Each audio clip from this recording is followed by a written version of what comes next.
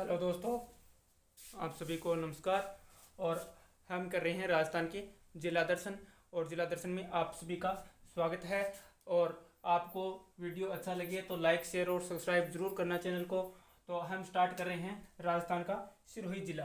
तो सिरोही जिले का प्राचीन नाम क्या था? पूछा जाए कि सिरोही जिले का प्राचीन नाम क्या था।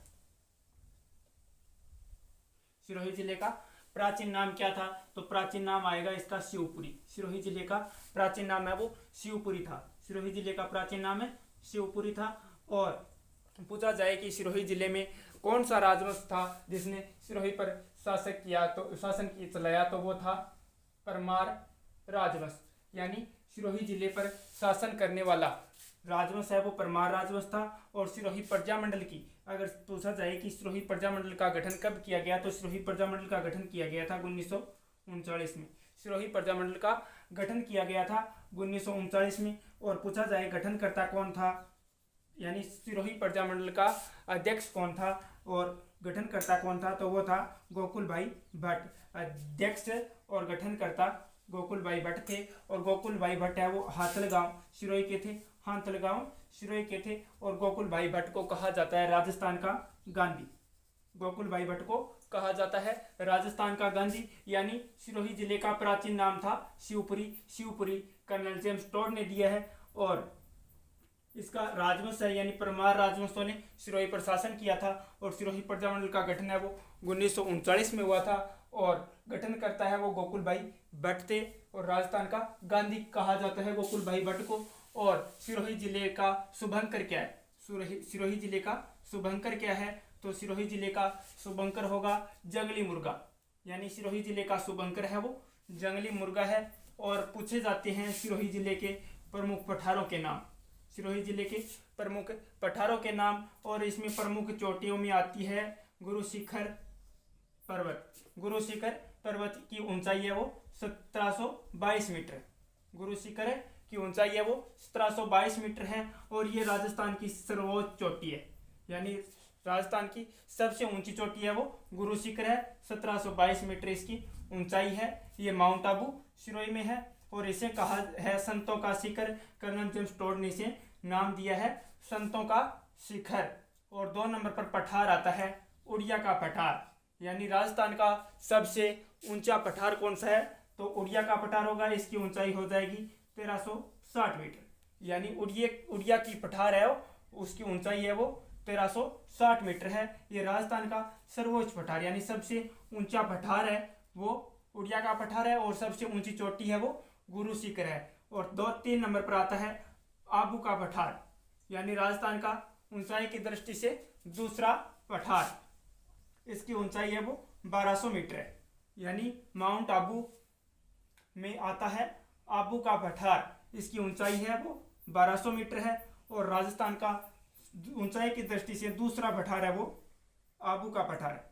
और एक झील आती है यहाँ पर नक्की झील। नक्की झील माउंट आबू सिरोही में है। और इसे कहा जाता है कि राजस्थान की सबसे ऊंची झील है वो नक्की झील है। शीतकाल में यह झील जम जाती है। यानी नक्की झील है वो राजस्थान की सबसे ऊंची झील है। और शीतकालीन में दृष्टि से ये जम जाती है। और इसका निर्माण है वो देवताओं ने अपने नाखूनों के द्वारा किया गया था। यानी देवताओं के द्वारा अपने नाखूनों से निर्माण किया गया था। वो झील नक्की झील थी, सिरोही में थी। और हम देखते हैं एक किला आता है यहाँ सिरोही में। यानी सिरोही में एक किला है। किले का नाम है अचलगढ़ का किला। यानी सिरोही में जो किला बना हुआ है वहाँ इसका नाम है अचलगढ़ किला। और अचलगढ़ किले का निर्माण करवाया था परमार शासकों ने। अचलगढ़ किले का निर्माण करवाया था परमार शासकों ने। और इसका पुनर्निर्माण महाराणा कुंभा के द्वारा करवाया गया था। अचलगढ़ के किले का पुनर्निर्माण है वो महाराणा कुंभा के द्वारा करवाया गया था। और शुरुआत में इसका निर्माण है वो परमार शासकों के द्वारा करवाया गया था। और इसका पूछा जाए कि अचलगढ़ के किले का अन्य नाम क्या है, तो अन्य नाम है इसका बौराथल। और सिरोही में है वो बाजना गणेश का मंदिर है वो सिरोही में है। यानी बाजना गणेश का मंदिर है सिरोही में है। और सिरोही का गीत है ढोला मारू। सिरोही का गीत है वो ढोला मारू है। और सिरोही में सर्वाधिक है वो जनजातियों की दृष्टि से देखें तो सर्वाधिक जनजाति है वो सिरोही में ग्रास्य जनजाति निवास करती है सिरोही में। और ग्रास्य जनजाति के 2 मेले लगते हैं, एक गौर का मेला और एक गौतमेश्वर मेला। यानी ग्रास्य जनजाति के 2 मेले लगते हैं सिरोही में। और 1 नंबर पर मेला आता है गौर का मेला। जो मेला है वो सियावा गांव में सिरोही में लगता है गौर का मेला। और गौतमेश्वर मेला लगता है और इसे ही कहा जाता है भूरिया बाबा। गौतमेश्वर महादेव को कहा गया है भूरिया बाबा। और ये मेला है वो पोसलिया नदी के किनारे लगता है। यानी अचलगढ़ के किले का निर्माण करवाया था परमार शासकों के द्वारा और पुनः निर्माण करवाया गया था महाराणा कुंभा द्वारा। अन्य नाम है वो भंवराथल है। बाजना गणेश का मंदिर है सिरोही में है। और सिरोही का गीत है वो ढोला मारू है। और सिरोही में ग्रास्य जनजाति सर्वाधिक निवास करती है। और ग्रास्य जनजाति के 2 मेले लगते हैं, गौर का मेला और गौतमेश्वर मेला। गौर का मेला है वो सियावा गांव सिरोही में लगता है। और गौतमेश्वर महादेव का जो मेला है वो लगता है पोसलिया नदी के किनारे। और राजस्थान में जो प्रथम नगरपालिका की स्थापना हुई थी, यानी जो नगरपालिका की स्थापना हुई थी वो हुई थी माउंट आबू सिरोही में। यानी राजस्थान में प्रथम नगरपालिका की स्थापना माउंट आबू सिरोही में हुई थी। हम देखते हैं सिरोही जिले के प्रमुख मंदिर। सिरोही जिले के प्रमुख मंदिर तो प्रमुख मंदिरों में आता है विमल शाही मंदिर। और विमल शाही मंदिर को कहा जाता है आदिनाथ मंदिर। विमल शाही मंदिर को कहा जाता है आदिनाथ मंदिर। और इसका निर्माण है वो विमल शाही ने करवाया था 1031 ईस्वी में। विमल शाही ने इसका निर्माण करवाया था 1031 ईस्वी में। और इसका शिल्पी यानी विमल शाही मंदिर का शिल्पी है जो डिजाइन तैयार किया था वो है कीर्तिधर। शिल्पी कीर्तिधर है। और कर्नल जेम्स टोड ने और विमल शाही मंदिर के बारे में कहा है कि भारत में ताजमहल के बाद अगर दूसरी इमारत है तो वो विमल शाही मंदिर है। और 2 नंबर पर मंदिर आता है लोणवसाई मंदिर। लोणवसाई मंदिर है वो माउंट सिरोही में है। और इसे ही कहा जाता है नेमिनाथ मंदिर। लोणवसाई मंदिर को कहा जाता है नेमिनाथ मंदिर। और नेमिनाथ मंदिर का निर्माण है वो तेजपाल ने करवाया था। नेमिनाथ मंदिर का निर्माण तेजपाल ने करवाया था। और तेजपाल यानी वास्तुपाल, तेजपाल और वास्तुपाल ने इसका निर्माण करवाया था 1231 ईस्वी में। और लोणवसाई और नेमिनाथ मंदिर के जो शिल्पी है वो है शोभनदेव। इसका शिल्पी है शोभनदेव। और एक यहाँ पर मंदिर आता है पितलहर मंदिर। और इसे ही कहा जाता है भीमाशाह मंदिर। पितलहर मंदिर को कहा जाता है भीमाशाह मंदिर। और भीमाशाह मंदिर का निर्माण करवाया था भीमाशाह ने। यानी पितलहर मंदिर का निर्माण है वो भीमाशाह ने करवाया था। और कहा जाता है कि यहाँ भगवान आदिनाथ की 108 मण के पितल की मूर्ति 108 मण के पितल की मूर्ति है वो पितलहर मंदिर यानी भीमाशाह मंदिर में लगी हुई है। यानी विमल शाही मंदिर आदिनाथ मंदिर इसका निर्माण विमल शाह ने कब करवाया 1031 ईस्वी में। और शिल्पी कौन था कीर्तिधर। और टोड ने क्या कहा कि भारत में ताजमहल के बाद दूसरी इमारत सर्वश्रेष्ठ इमारत है तो वो विमल शाही मंदिर है।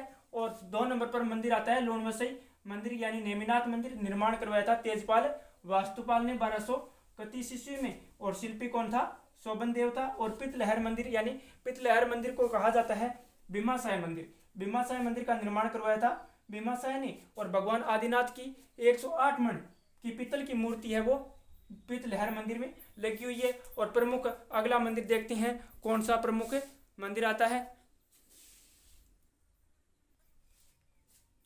दोस्तों अगला मंदिर आता है हमारा 4 नंबर अर्बुदा माता का मंदिर। अर्बुदा माता का मंदिर इसे ही कहा जाता है आदर देवी। अर्बुदा माता का मंदिर है वो सिरोही में है। और इसे कहा जाता है आदर देवी। और इसे कहा जाता है राजस्थान की वैष्णो देवी। यानी राजस्थान की वैष्णो देवी है वो अर्बुदा माता है। और अर्बुदा माता है वो परमार शासकों की कुल देवी थी। परमार वंश के जो शासक थे उनकी कुल देवी थी। और 3 नंबर पर माता आती है हमारी क्षेमकारी माता। क्षेमकारी माता है वो बसंतगढ़ सिरोही में इसका मंदिर बना हुआ है। यानी क्षेमकारी माता का मंदिर बसंतगढ़ सिरोही में है। और अर्बुदा माता का मंदिर यानी अधर देवी अर्बुदा माता का मंदिर है वो माउंट आबू सिरोही में है। और इसे कहा जाता है राजस्थान की वैष्णो देवी और परमार वंश की कुल देवी। और 6 नंबर हमारा मंदिर आता है अचलेश्वर महादेव मंदिर। अचलेश्वर महादेव मंदिर है वो अचलगढ़ सिरोही में है। अचलगढ़ सिरोही में है। अचलेश्वर महादेव का मंदिर है वो अचलगढ़ सिरोही में है। इस मंदिर में भगवान शिव के पैर के अंगूठे की पूजा की जाती है। यानी अचलेश्वर महादेव मंदिर है अचलगढ़ सिरोही में। यहाँ भगवान शिव यानी भगवान शिव के पैर के अंगूठे की पूजा की जाती है। और हमारे कवि दुर्सा आडा हिंदी के कवि दुर्सा आडा की पीतल की मूर्ति है वो अचलगढ़ सिरोही में लगी हुई है। कवि दुर्सा आडा की पीतल की मूर्ति है वो अचलगढ़ सिरोही में लगी हुई है। और यहाँ पर सिरोही में आती है प्रमुख चोटियाँ, यानी प्रमुख पर्वत चोटियाँ हैं। एक नंबर पर गुरु शिखर, गुरु शिखर का हमने पीछे अध्ययन कर लिया है और ये इसकी ऊंचाई है वो 1722 मीटर, यानी फर्स्ट यानी एक नंबर पर सर्वाधिक ऊंची चोटी वो 1722 मीटर गुरु शिखर है, सिरोही में है।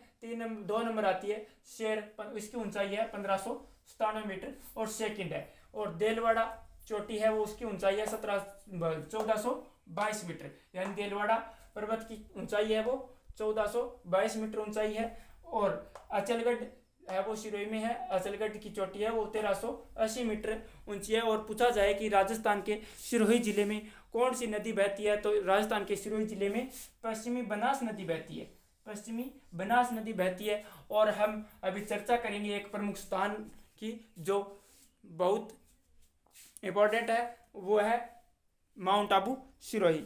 माउंट आबू की चर्चा करेंगे अभी। प्रमुख स्थानों में आता है यहाँ, यानी सिरोही का प्रमुख स्थान है माउंट आबू। पर माउंट आबू को कहा जाता है राजस्थान का शिमला, माउंट आबू को कहा जाता है राजस्थान का शिमला। शिमला क्यों कहा जाता है, क्योंकि यहाँ राजस्थान में सर्वाधिक वर्षा है वो माउंट आबू सिरोही में होती है। और राजस्थान का सर्वाधिक आर्द्र स्थान है वो भी माउंट आबू सिरोही है। और राजस्थान को में माउंट आबू सिरोही को कहा जाता है राजस्थान का शिमला। सर्वाधिक वर्षा होने के कारण और सर्वाधिक आर्द्र स्थान है वो भी माउंट आबू सिरोही है। और एक यहाँ पर अभ्यारण्य बना हुआ है माउंट आबू अभ्यारण्य। और माउंट आबू अभ्यारण्य है वो क्यों प्रसिद्ध है, तो यह जंगली मुर्गों के लिए प्रसिद्ध है। माउंट आबू अभ्यारण्य है वो जंगली मुर्गों के लिए प्रसिद्ध है। और सिरोही जिले में जो तेज ढाल वाली पहाड़ियां हैं उसे बाकर कहा जाता है। सिरोही जिले में तेज ढाल वाली पहाड़ियों को बाकर कहा जाता है। और ये था हमारा सिरोही जिला। अगर आपको वीडियो अच्छा लगे तो लाइक शेयर और सब्सक्राइब जरूर करना चैनल को। इसी जिला दर्शन में मिलते हैं हम अगले वीडियो में।